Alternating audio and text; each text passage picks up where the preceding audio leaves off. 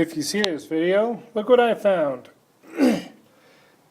These were attached to a DA that I wasn't using.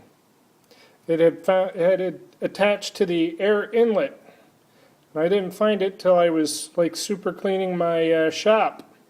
So I knew I had them. So 1967 VorTec wanted to know how the windshield wiper bottle goes on. Okay, all right, thank you. It mounts right to the fender right there. It's got the cutouts or whatever's for the bolts, and it bolts right about there. And that's your motor. And my wiring harness just had the leads coming right out there, both hot in return and just a keyed two contact wire that goes to the pump right there. And I routed my line underneath my fender to the squirters.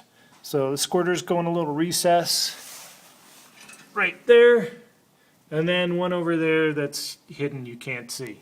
So that's how it goes, where it goes. All right, so yes, she runs.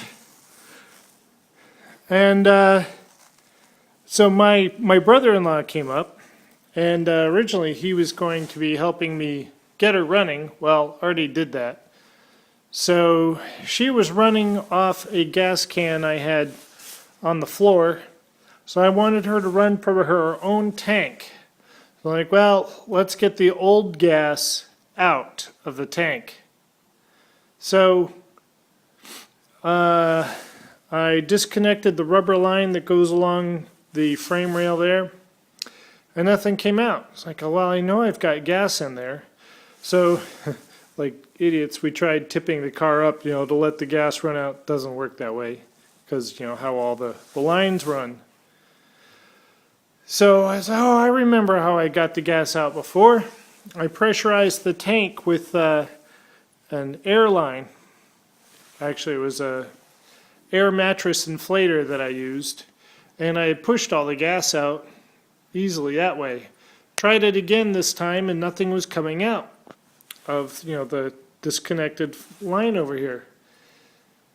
So we dropped the tank, the gas tank, out of the back, and while we were at that point, I pulled the sending unit out, and it looked like it was new, brand new. Also looked inside the gas tank, and the fuel looked and smelled new.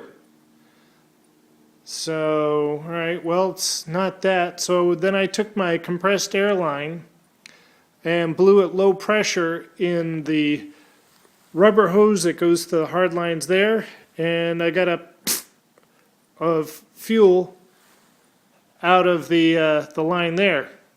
So then we hooked everything back up, put everything back where it was supposed to be, put the rest of the fresh gas I had in the tank back or into the gas tank, and fired her up, and she ran, and she was running on her own fuel tank.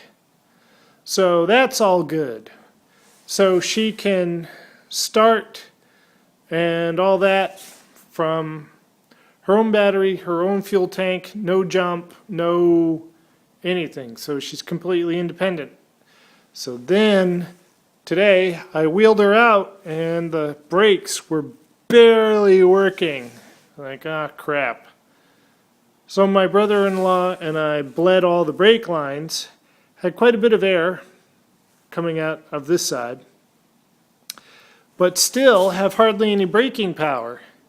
And I'm thinking, and it was like this when I drove it home from the guy's house that I bought it from. I think there's something wrong with the proportioning valve, and or maybe the master cylinder, but at least the proportioning valve. I don't think I'm getting any pedal to the brake. So I'm just going to get a new master cylinder and proportioning valve. Yep, it's always something, right? But hey, the engine works. and runs. And nothing blew up or leaked or anything. So that's a good thing.